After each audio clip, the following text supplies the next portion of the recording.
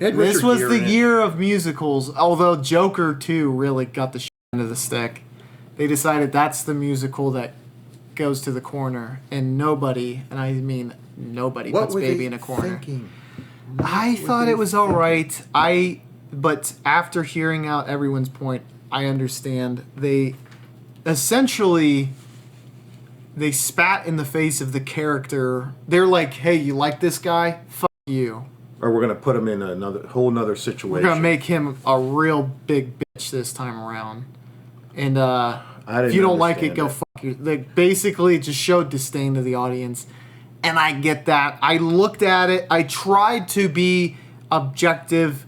And I know with sequels, you probably maybe even shouldn't do this. But I'm like, how is this as a standalone piece? And I'm like... No, you should do that. You shouldn't have to rely on another movie for the movie you're currently watching to I mean, it can give insight. Mm-hmm. But yeah, like you shouldn't have to rely. The first one was a good movie, so I'll give this extra points. You know, I honestly think someone took LSD and decided, let's make this part 2 a musical.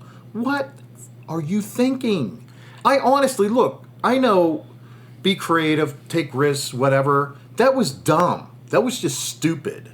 That's a dumb idea. I didn't think it was that bad. I do think what they did to Arthur Fleck was stupid. Really could have done without the music. I mean, I don't like musicals, so obviously... most people don't. I'm always going to say not being a musical is good. Joker 1 was like, oh my God, it was so impactful. Well, because it was a Scorsese movie. It was a carbon fiber... Is that the right word? No. Photocopy? Maybe. Of a Scorsese movie. Did he do it? No, it was Todd Phillips.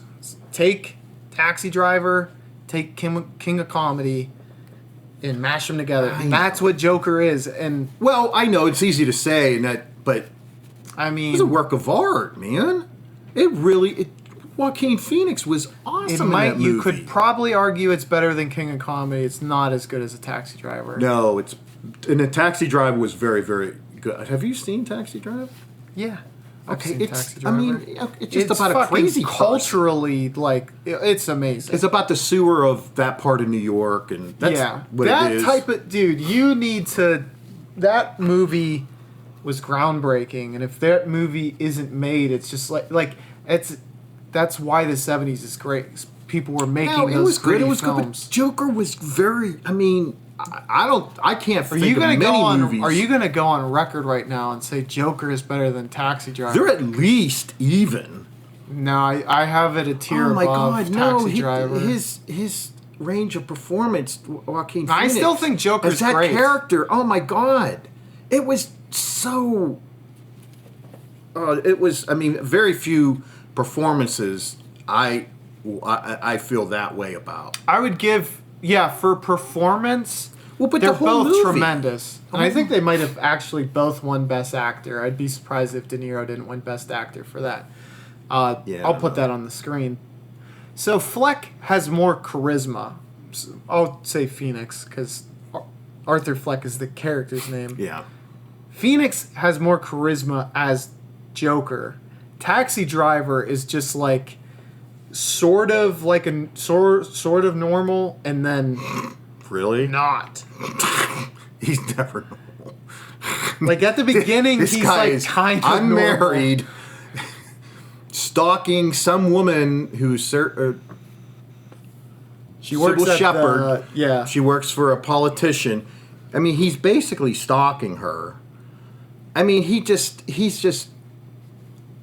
I mean, it's a good that's the relationship with the building tenant in Phoenix, the black girl who he thinks he's having a relationship with. Yeah. That ends up not at all being a thing. It's just a figment of his imagination. Did that throw you? It threw me. I did not know. I didn't realize that, but I think we should have. Arthur, what are you doing? It introduces an interesting mechanic, though. The unreliable narrator.